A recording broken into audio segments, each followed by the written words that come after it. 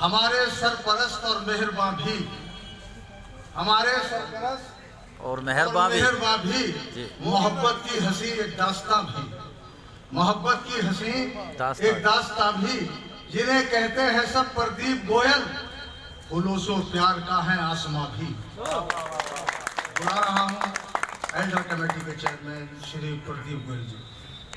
हम इस तरह समझते हैं कि प्रदीप गोयल जो कि एल्डर कमेटी के चेयरमैन भी हैं, बुजुर्ग हैं, वरिष्ठ अधिवक्ता हैं, उनके उद्गार पढ़ें तो हम पाएंगे कि जो सारी चीज़ें हमें साल में करनी है वो सारी की सारी उसका सबका सब पूरा मार्गदर्शन इसके बीच में।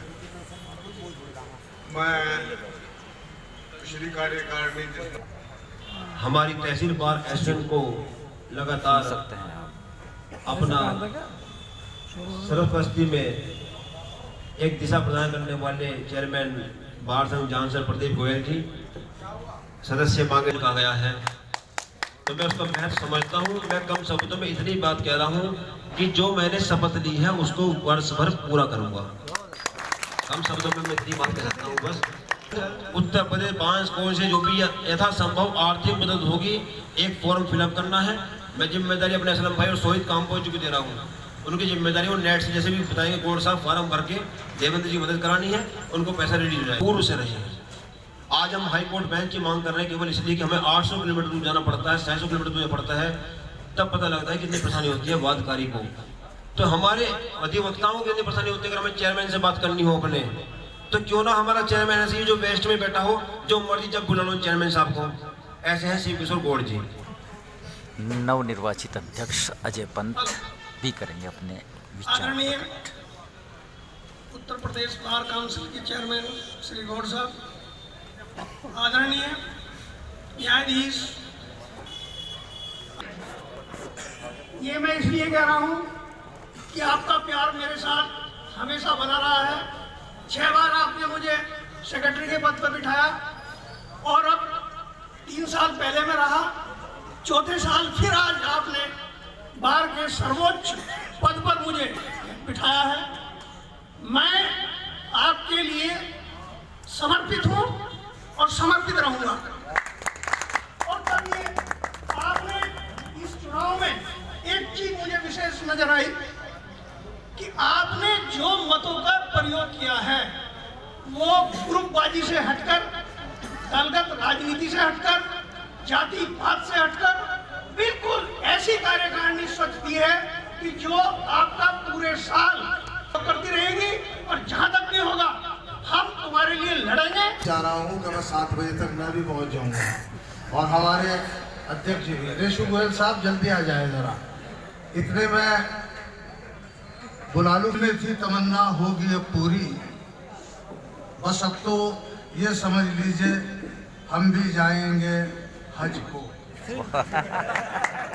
बनाया है हमारे वास्ते माहौल कुछ ऐसा, शशि योगेश ने लाकर बिठाया है यहाँ जज को। दिखाने वाले परम आदरणीय हमारे एल्डर कमेटी के चेयरमैन साहब और सम्मानित मंच, साल इतनी जल्दी गुजर गया पता भी नहीं चला। धन्यवाद देता हूं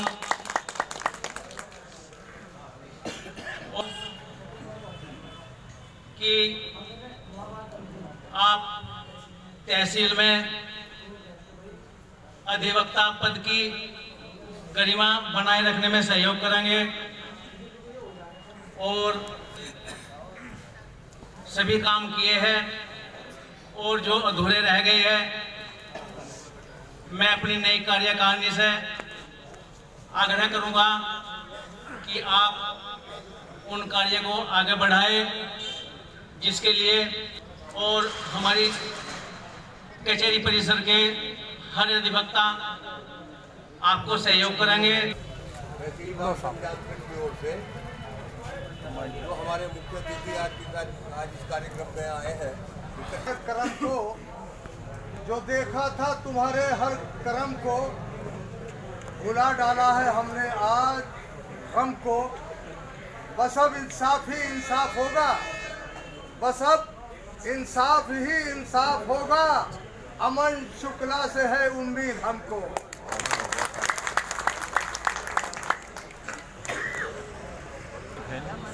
सिविल जज जूनियर डिवीज़न न्यायिक अधिकारी पहली बार जानसठ में बनी है कोर्ट पहुंचे हैं मंच पर। सुने। अध्यक्ष महोदय, एल्डर्स कमेटी के सभी सम्मानित सदस्यगण एवं अधिवक्तागण, आज इस नई कार्यकारिणी को मैं सबसे पहले बधाई देता हूं और यह मेरी ऐसी सोच है कि अब आपका जो एक दायित्व है, आपकी जो एक ड्यूटी है, वो थोड़ी सी ज़्यादा बढ़ गई है। जैसे कि पहले आपका जो वर्क सिर्फ रेवेन्यू कोर्ट्स तक लिमिटेड था, अब वो पूरा कंप्लीट हो चुका है। तो मैं ऐसी आशा रखता हूँ कि आपका समन्वय, तो बार और बेंच का समन्वय, जैसा कि पूर्व में भी जब से ये कोर्ट स्थापित हुई आज 24 दिन हो गए हैं, तो वैसे आगे भी बना रहेगा। इन्हीं शब्दों के साथ मैं पुनः नई नवनिर्वाचित कार्यकारिणी को बधाई दूँगा। जी, आप सुन रहे थे खास तौर से सिविल जज जूनियर डिवीज़न पहली बार जो कि कोर्ट बनी है तहसील जानसठ के अंदर, अमन शुक्ला को। अमन शुक्ला जी ने बड़ा संदेश दिया है शपथ ग्रहण समारोह में। अपनी एल्डर कमेटी के जितने भी हमारे मेंबरान हैं, चेयरमैन साहब के लिए तो मैंने शेर पढ़ दिया, लेकिन एक पैरोडी बनाई मैंने, एक जुमला, एक वाक्य बनाया है मैंने अपने 5 मेंबरान के लिए, वो सुन ले, उसके बाद मैं आपके हवाले कर दूंगा अध्यक्ष महोदय। जब भी कोई किसी से, मैं ये बता दूं पहले ही जिन्हें नहीं पता, हमारे हैं अचल